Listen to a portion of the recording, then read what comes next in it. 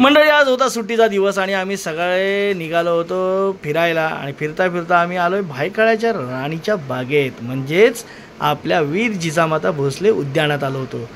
सुट्टी असल्या कारणाने भरपूर गर्दी होती, भरपूर म्हणजे भयानकच गर्दी होती। ॲक्च्युली गर्दीच्या दिवशी नसतो आलो तरी चाललं असतं कारण डिटेलिंगमध्ये फिरायला भेटत नाही, तरी पण आम्ही आलो, लाईन लावली, समीक्षाला पाठवलं तिकीट काढायला आणि आम्ही बघत बसलो आजूबाजूचा व्ह्यू नजारा बघा किती छान दिसतंय। वा वा बघा माझा पण लुक बघा आणि गर्दीने फुल बघा। समीक्षा आली तिकीटं घेऊन आणि आमच्यासाठी पाण्याची बाटली पण घेऊन।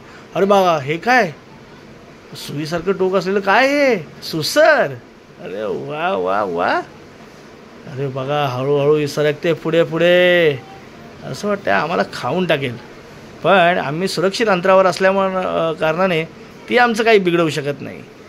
पण छान, चला मुलांना या निमित्ताने का होईना पण सुसर बघायला भेटली ना। बागेत फिरलो आणि थोड्या वेळाने आला कंटाळा, मग अंग टाकून दिलं गार्डनच्या जमिनीवर। मस्तपैकी गट्टू इकडे गाणी बोलत होता आणि आम्ही गाणी ऐकत होतो। छान मस्त चाललंय। बाहेर आल्यावर मंडळी काय लाजबीज बाळगायची नसते, गार्डनमध्ये आलं ना निवांत झोपायचं असतं, बरोबर आहे की नाही? तुम्ही पण असंच करता ना? मी पण गाणी बोलत होतो पण माझी गाणी फारशी त्या लोकांना आवडत नव्हती। तनू बघा तिकडे मजा करतोय, तर मस्तपैकी छान असं पहुडलं आहे गवतावर। माझी आई म्हणायची गवतावर चालत जावं माणसाने रोज, पण आता आम्ही इथे तर गवतावर झोपलो आहे।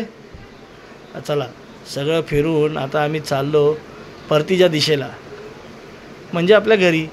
एक ना एक दिवस या टॉवरमध्ये आपलं घर होणार हे स्वप्न घेऊन उराशी बाळगून परत निघालो घरी ट्रेनने। आपल्याला सामान्य माणूस हा ट्रेननेच जातो। चला बाय बाय।